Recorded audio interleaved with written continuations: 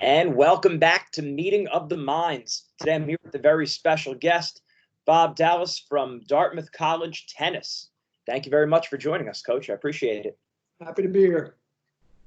Great. Yeah. So tell us, during this time, we know things are very crazy. What are your athletes doing to improve? They are trying to do some visualization. They're been able to get into, I think, for all of them, pretty good routines. For us, we're still in school. So what I think all of the athletes have done is actually taken a pretty heavy course load this term, because they knew they were going to have maybe a little more free time.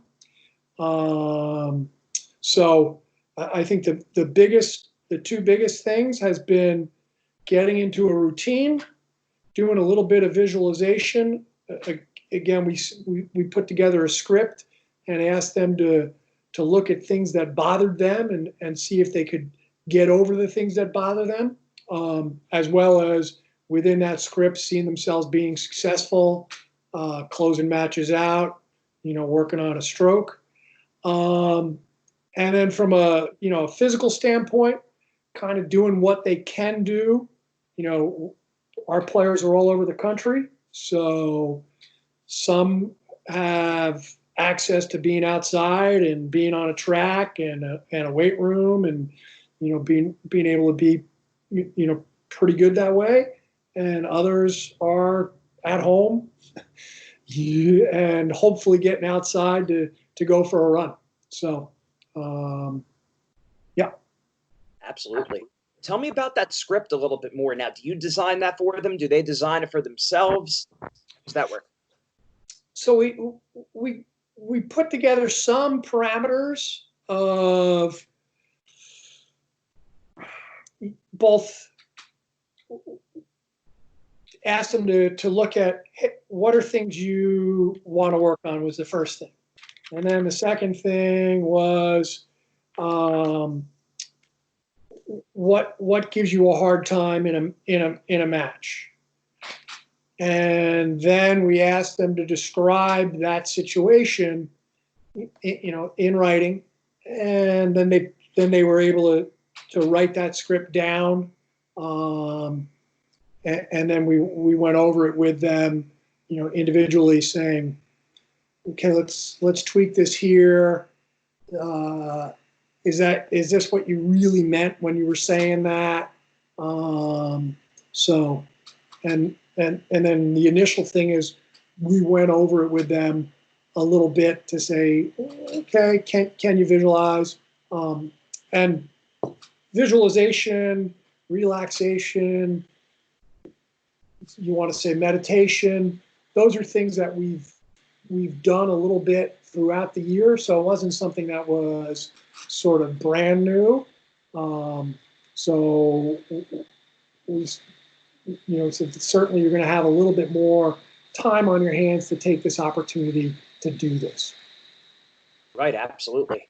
Now, as you said, you guys took them through. Does each athlete, you have multiple coaches, do you all go through it with them together, each athlete, or is it more one coach per? It was me one-on-one.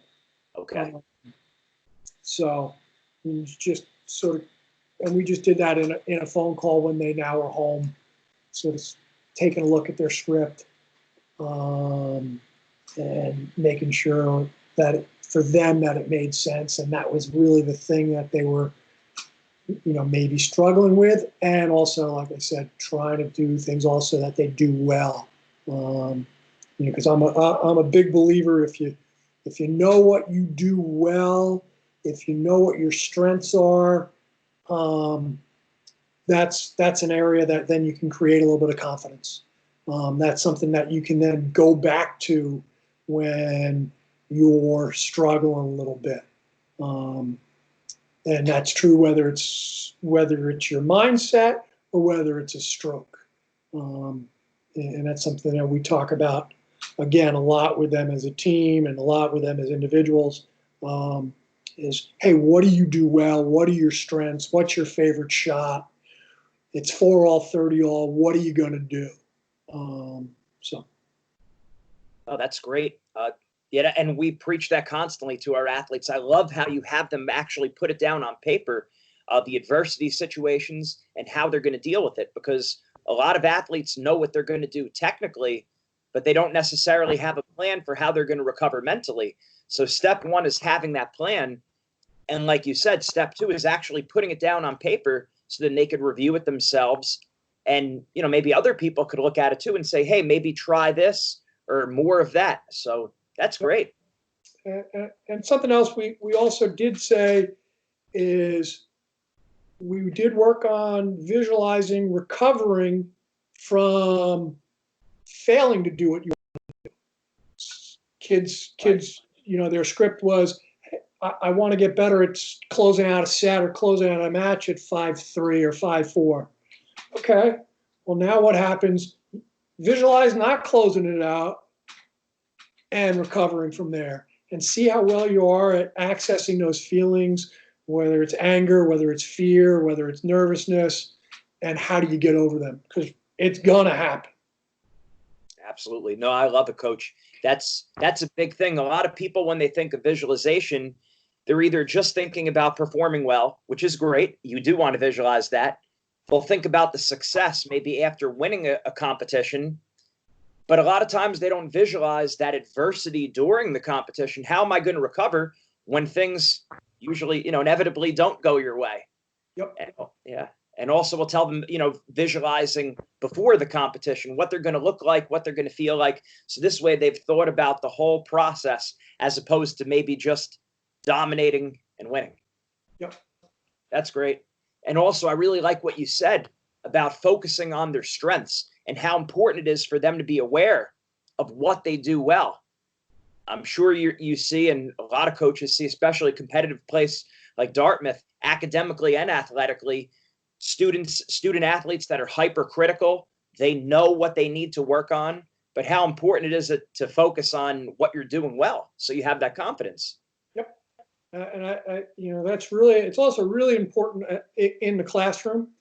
Certainly competitive kids, if things aren't going great in the classroom, probably not going to go great on the athletic field. It's super hard to separate those two things. In general, I think so many kids, when they come into a very high level school like Dartmouth, they're thinking, hey, I'm the worst student here. Everybody's so much smarter than me. And you just say, you take a step back and, how did you get here? What made you successful in high school? How did you study? What did you do? Okay.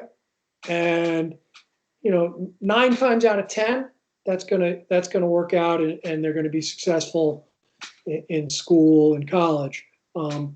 Certain tweaks need to be made. I think from an academic standpoint, in high school, you can get away with memorization a little bit more versus critical thinking. But they end up doing pretty well. Absolutely. Yeah, that's a big challenge. And what are some of the other maybe mental struggles they have coming into college, maybe from an athletic point of view? Feeling like they belong. I think that's the hardest part for kids, is they're in a completely new environment. They're facing, new coaching staff,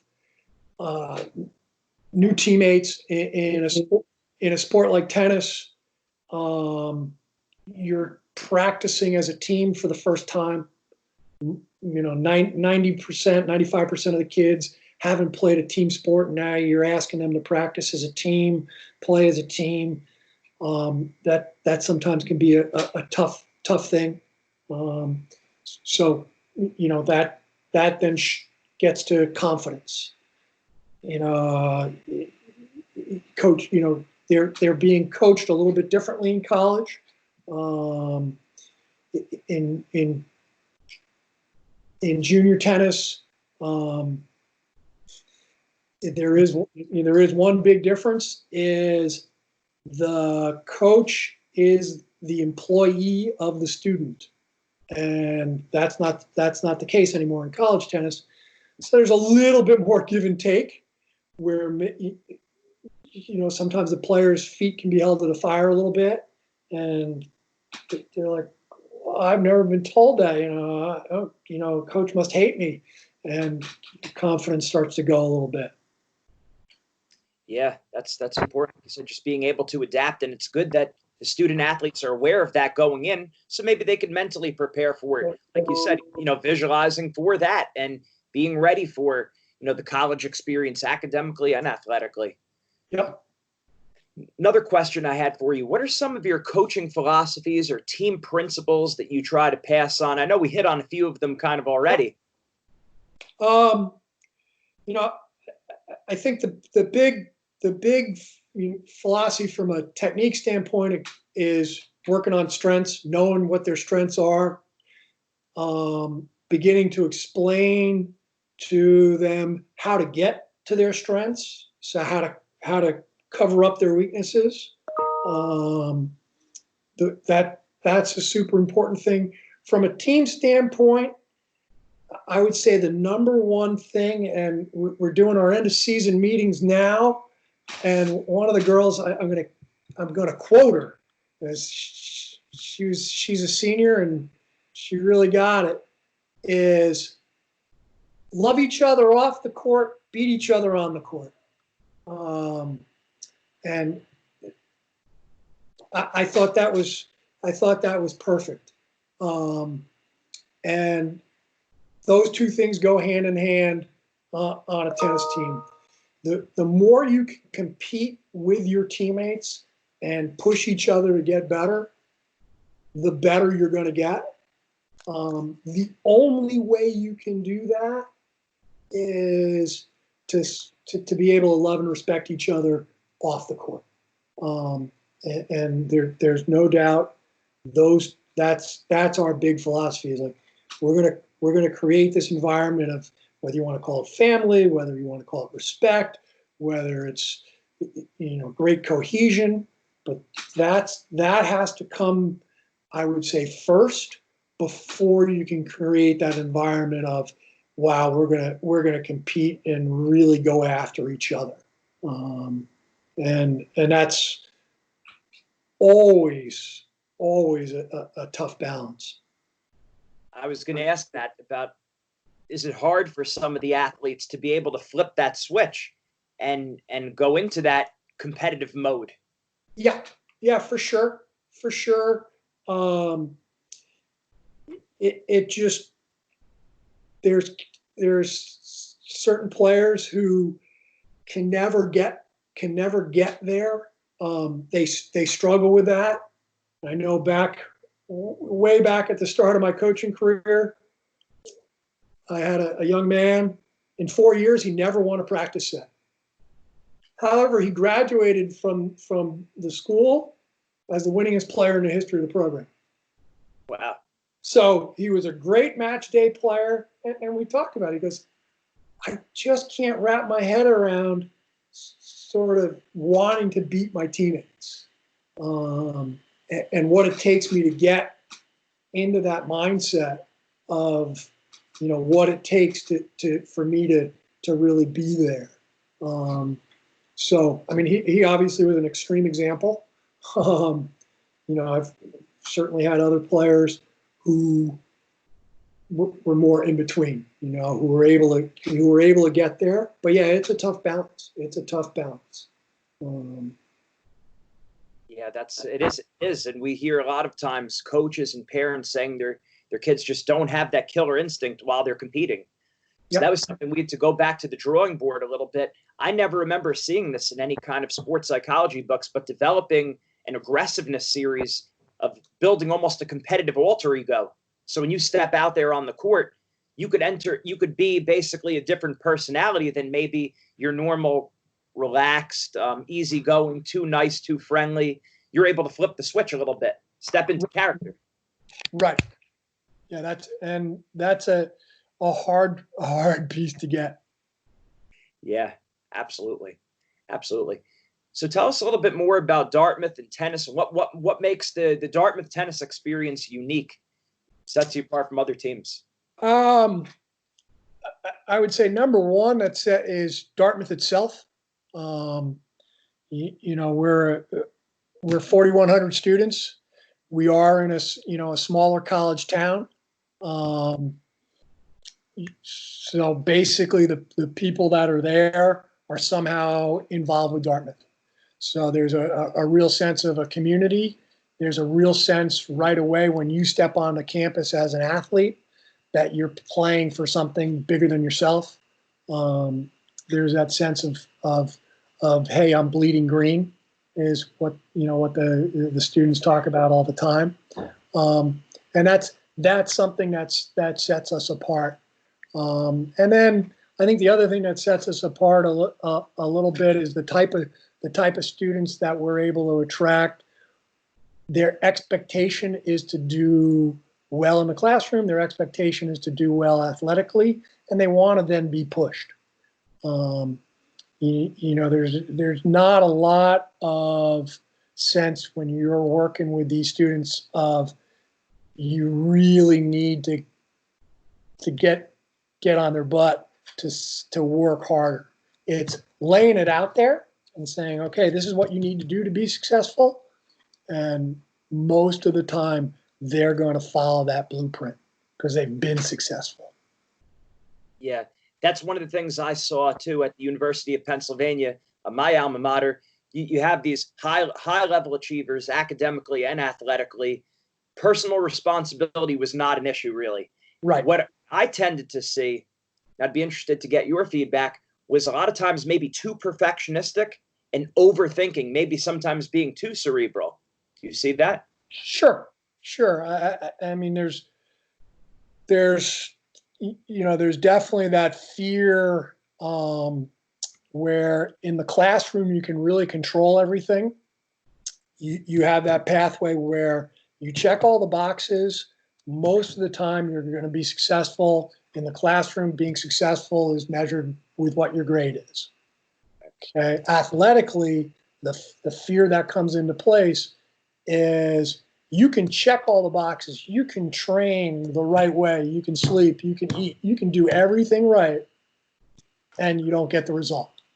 You don't get, whether it's winning the match, whether it's getting playing time, because that stuff is outside of your control because your opponents are attempting to do the same thing, and there is that win-lose, and that's where again we'll work with the players to say it's the process of doing things and doing things the right way.